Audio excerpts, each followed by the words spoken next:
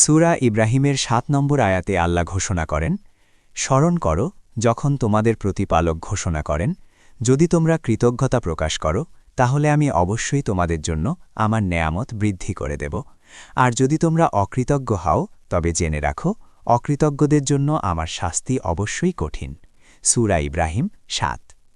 আল্লাহ কেন শুকর করলে নেয়ামত বাড়িয়ে দেন? কারণ কৃতজ্ঞতা মানুষের মনের অহংকার দূর করে। যে মানুষ প্রতিটি ছোট বিষয়ের জন্য আলহামদুলিল্লাহ বলে, আল্লাহ তার রিজিক এবং মনে প্রশান্তি বাড়িয়ে দেন। এটি শুধু সম্পদের ক্ষেত্রে নয়, বরং আপনার মেধা, সময় এবং সম্পর্কের ক্ষেত্রেও কাজ করে। পক্ষান্তরে অকৃতজ্ঞতা মানুষকে নেয়ামত থেকে বঞ্চিত করে। আজ রাতে ঘুমানোর আগে অন্তত ৩টি জিনিসের কথা ভাবুন যার জন্য আপনি আল্লাহর কাছে কৃতজ্ঞ। এরপর বলুন আলহামদুলিল্লাহ।